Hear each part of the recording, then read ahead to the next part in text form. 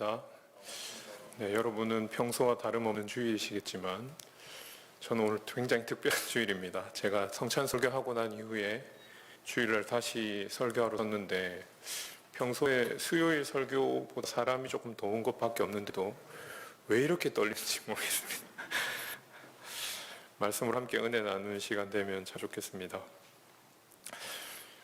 그동안 시대를 풍미했던 여러 유행어들이 있습니다. 그런데 지금 우리가 늘 말하는 것처럼 한국만 아니라 전 세계적으로 가장 많이 쓰는 말이 있다면 아마 코로나라는 말일 겁니다.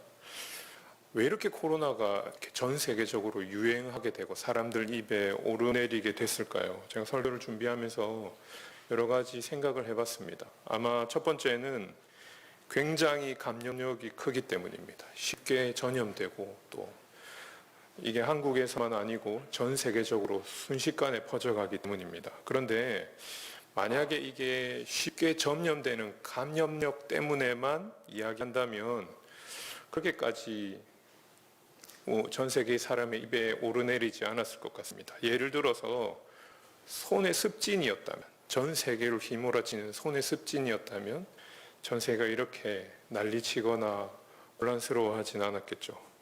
제가 볼 때 훨씬 더 중요한 이유는 무지와 죽음 때문이라 생각합니다.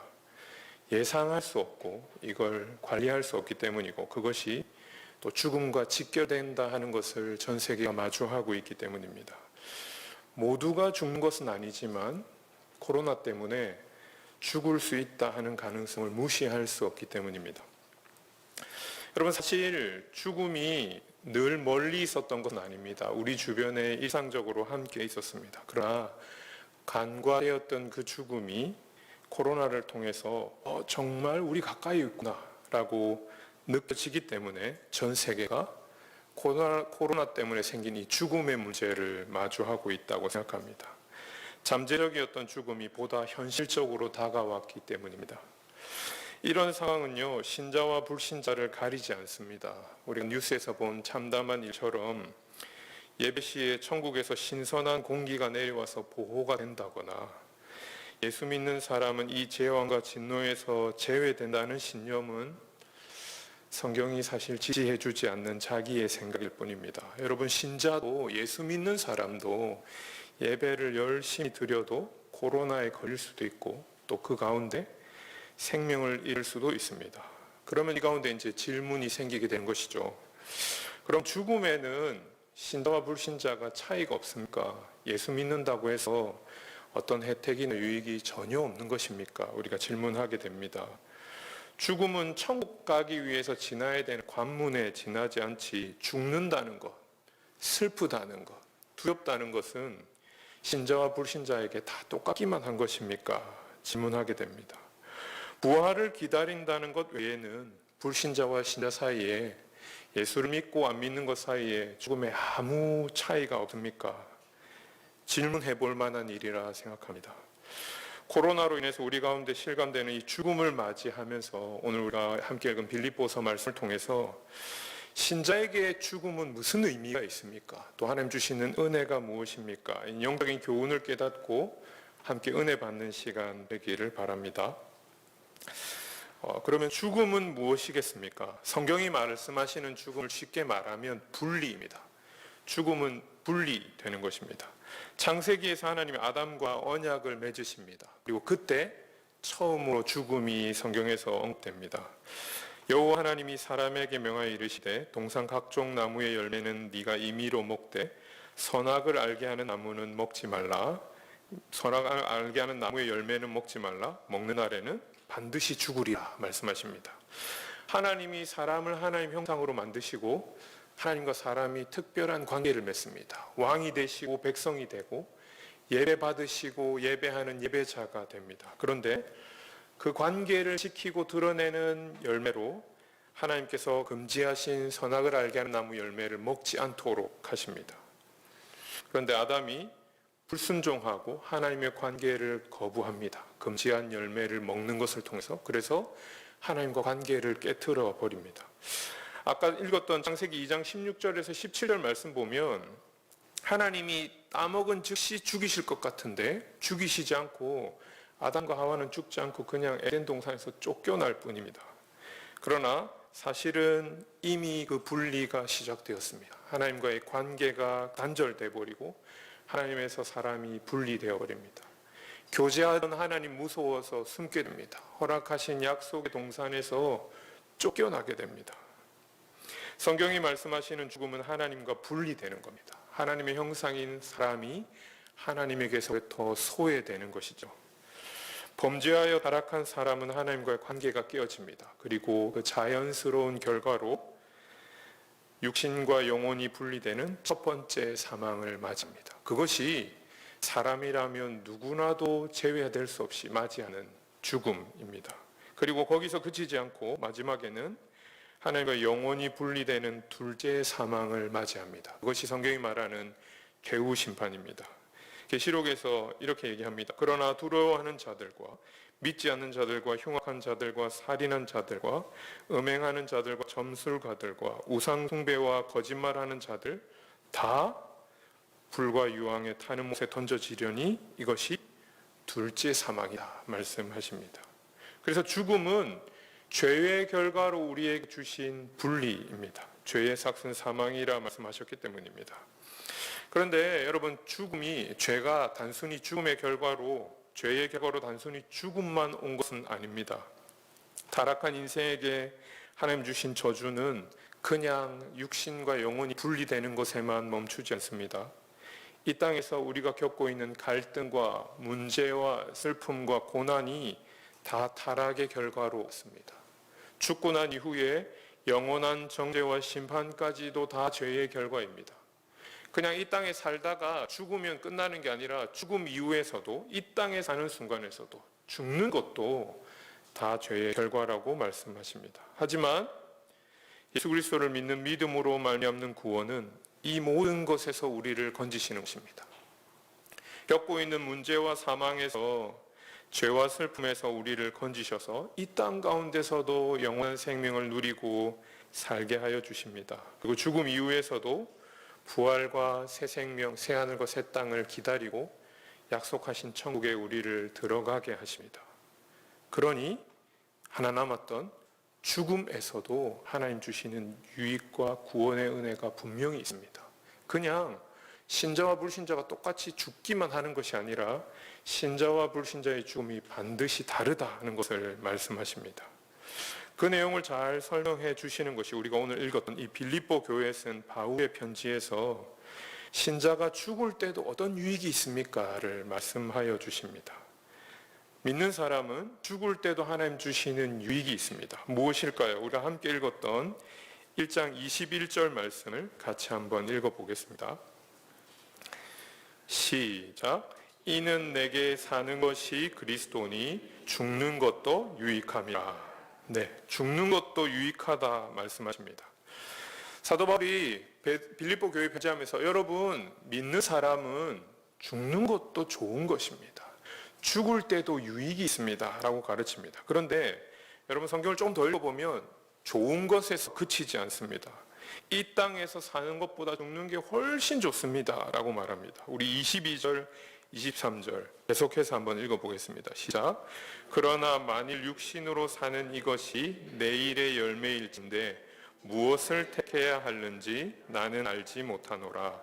내가 그 둘 사이에 끼었으니 차라리 세상을 떠나서 그리스도와 함께 있는 것이 훨씬 더 좋은 일이라 그렇게 하고 싶으나 라고 얘기합니다.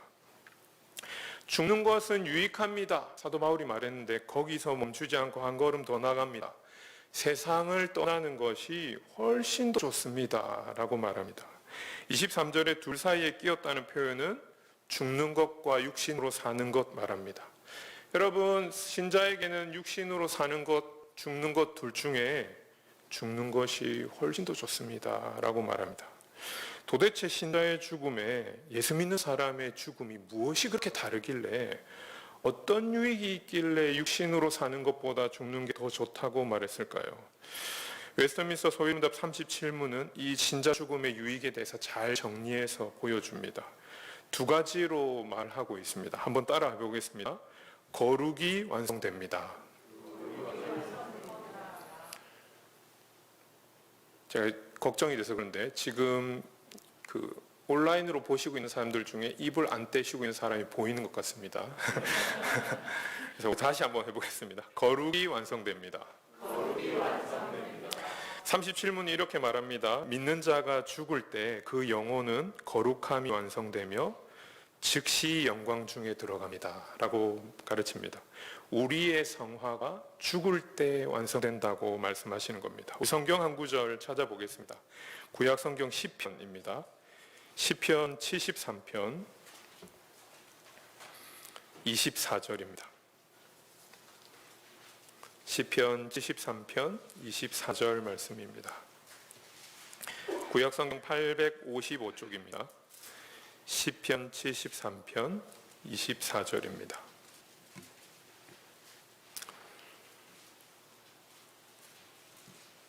구약 성경 시편 73편 24절입니다. 찾으셨으면 같이 읽어보겠습니다. 시작.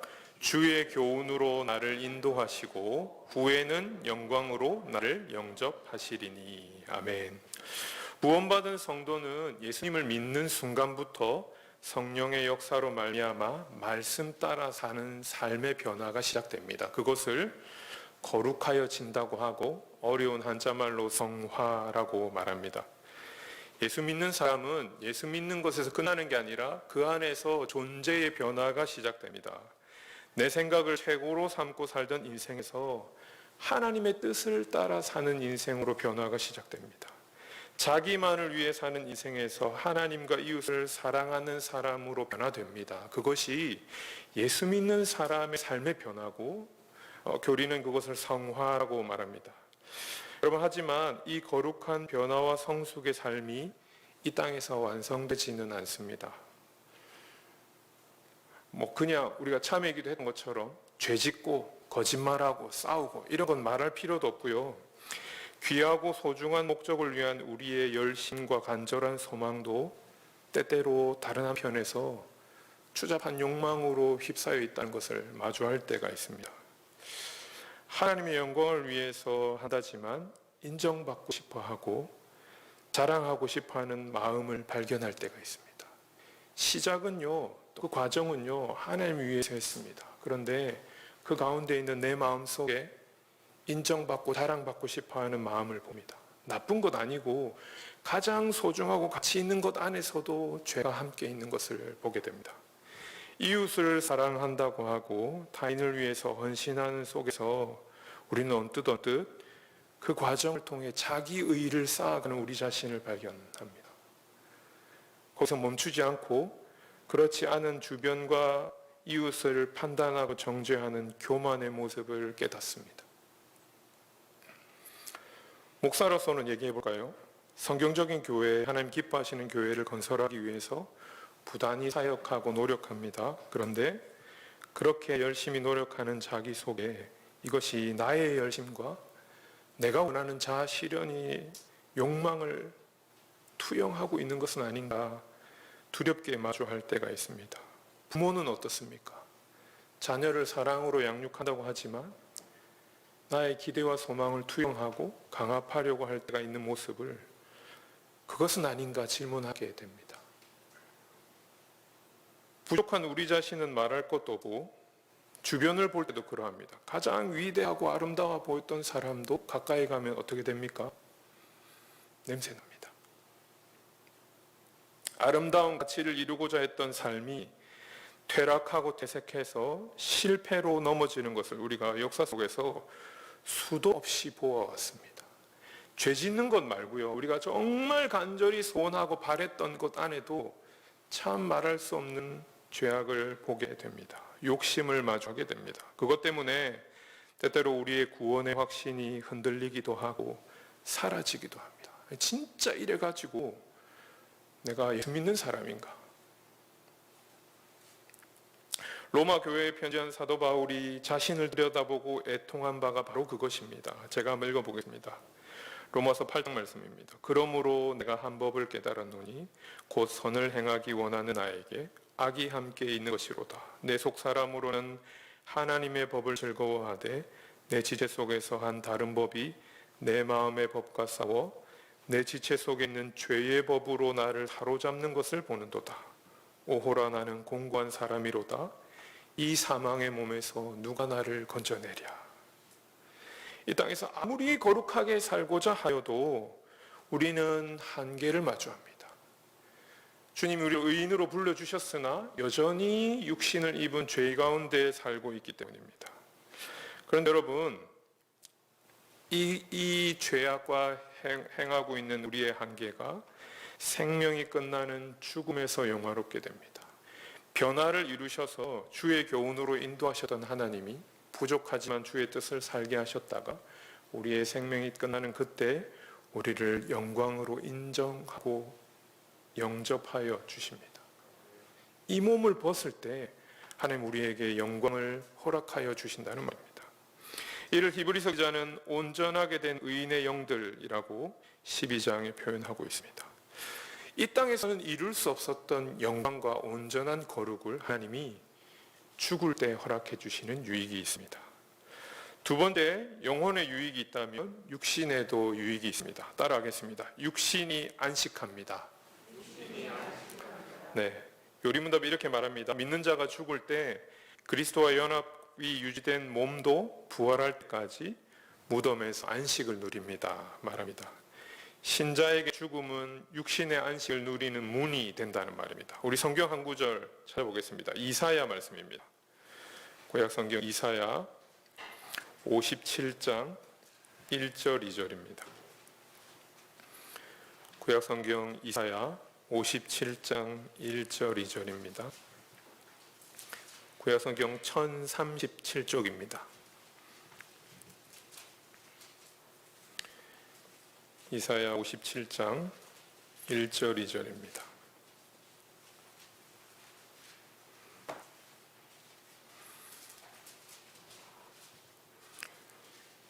찾으셨으면 한 목소리를 읽겠습니다. 시작.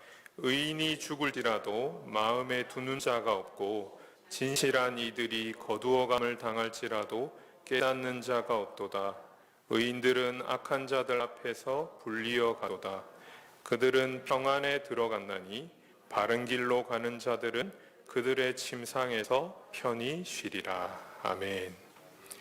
성경은 신자와 의인의 죽음을 잠으로 비유합니다. 예수님이 부활시키실 때 잔다고 말씀하셨고 데살로니가전서 4장 14절에서도 부활의 때, 종말의 때를 하나님이 자는 자들도 불러일으킬 것이다 말씀하십니다. 이 왜 죽음을 잠이라고 표현할까요? 영원히 죽은 것으로 끝나지 않고 부활해서 다시 일어날 것이기 때문에 그것을 잠이라고 표현합니다. 그런데 그냥 단순히 부활을 기다린다는 측면에서 다시 깨어날 것이라는 측면에서만 잠이라고 표현한 것이 아닙니다. 그 안에 하나님 주신 안식이 있기 때문에 잠이라고 표현합니다. 육신의 질병이 심하고 이 땅에서의 고생이 험했더라도 하나님 그것을 이 땅에서의 삶에서만 제한하십니다. 말할 수 없는 고통과 환난과 고생이 우리의 인생을 한 방에 몰아쳐더라도 그것은 이 땅에 사는 동안까지만입니다. 세상에서 아무도 알아주지 않았고 그 인생을 위로해주는 사람도 인정해주는 사람이 없었다 하더라도 신자는 자기 인생의 마지막에 하나님이 그를 인정하시고 환대하시고 환영하시는 것을 마주하게 될 것입니다. 그를 그 인생의 고난에서 건져주시고 쉬게 하심으로 마무리하시는 것을 죽을 때 경험합니다. 이사야 선지자가 침상에서 편히 쉰다는 표현이 바로 그것을 말하는 겁니다. 부활 때 깰 것입니다만 아니라 죽음에서 비로소 이 땅에서 누렸던 그 환난과 어려움에서 건짐과 안식을 누리는 것을 말씀합니다. 여러분 이러면 이제 질문이 생기죠. 목사님, 병들어서 고통당하는 거, 이 땅에서 힘들었던 거는 예수 믿는 사람 아니고 불신자도 죽으면 다 끝나는 거 아닙니까? 그리고 죽고 나면 무덤에서 썩는 것은 사람이라면 다 똑같은데 어떻게 신자만 다르다고 말할 수 있겠습니까? 질문할 수 있습니다. 예, 맞습니다. 우리의 물리적인 몸과 그 감각은 다 사라지고 썩게 될 것입니다. 하지만 신자와 불신자의 죽음이 같을 수 없습니다. 신자의 죽음은 신자의 몸은 그리스도와 연합하였기 때문에 생명의 부활을 기다리며 안식합니다. 마치 겉으로는 차이가 없는데 요리문답이 그것을 성경에 기초해서 말해줍니다.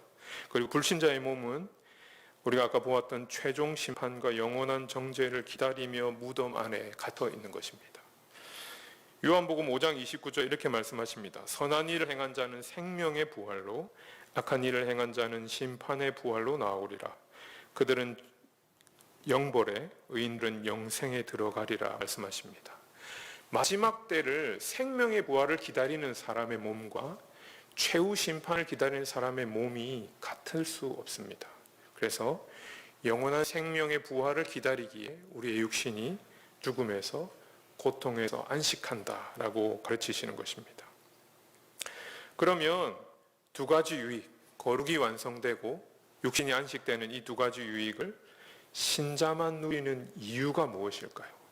그것이 우리가 아까 읽었던 본문에 나옵니다. 우리 다시 한번 돌아보겠습니다. 빌립보서 1장 21절입니다. 우리 읽었던 본문 다시 한번 읽어보겠습니다. 1장 21절 신약성경 빌립보서 1장 21절입니다. 시작. 이는 내게 사는 것이 그리스도니 죽는 것도 유익함이라. 아멘. 믿는 자가 생명이신 예수 그리스도를 영접하였기 때문에 예수님 안에 있고 예수님 자신이신 생명이 우리 안에 거하시기에 우리가 죽음에서도 복을 누리고 유익하게 하신다는 뜻입니다.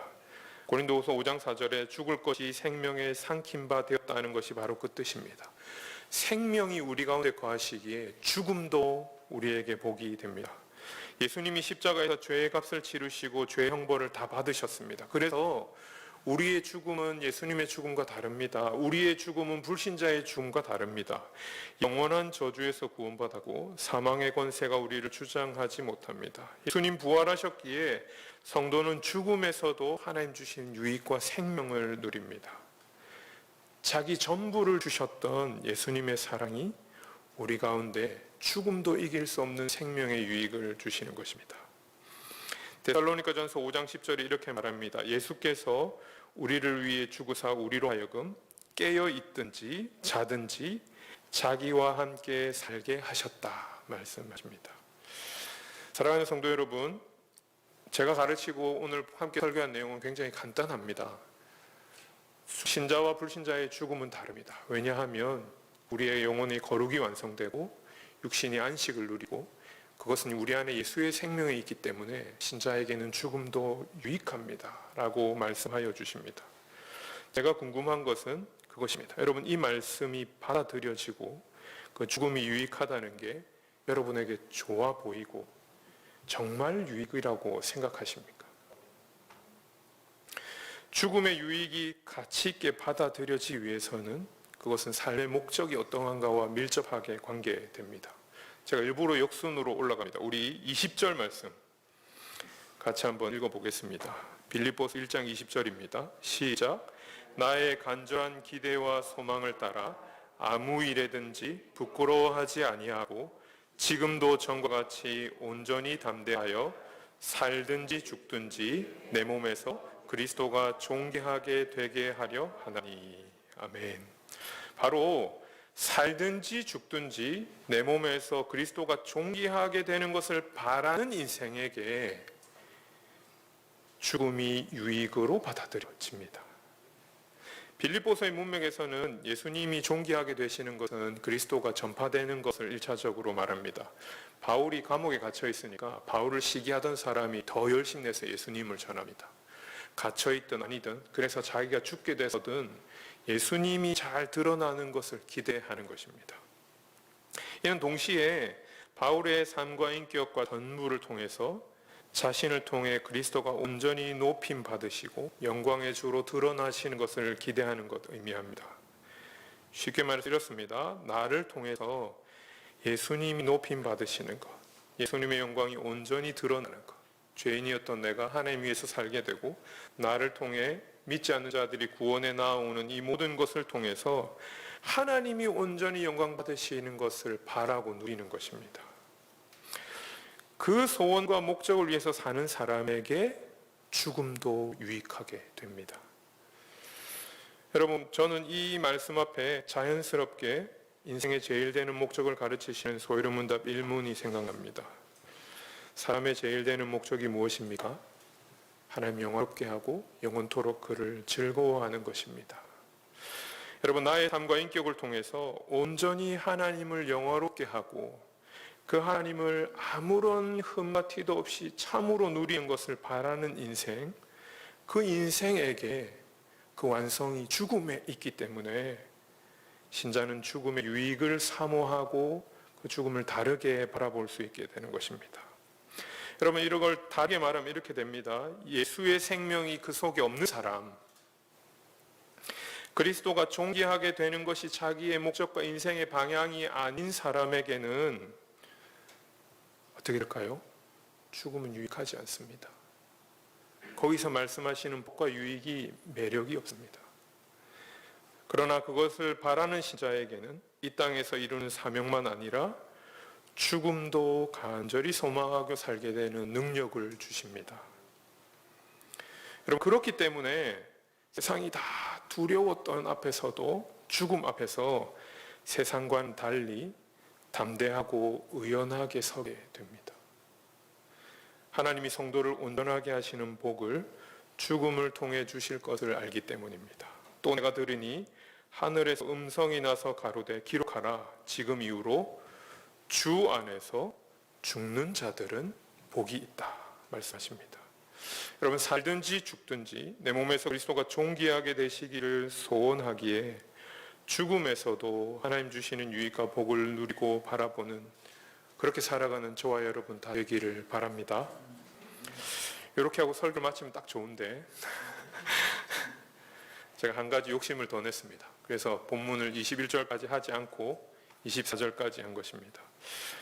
저는 이렇게 되면 질문이 생길 수 있다고 생각합니다. 신자의 죽음에 유익이 있으니까 죽음을 두려워할 필요가 없구나.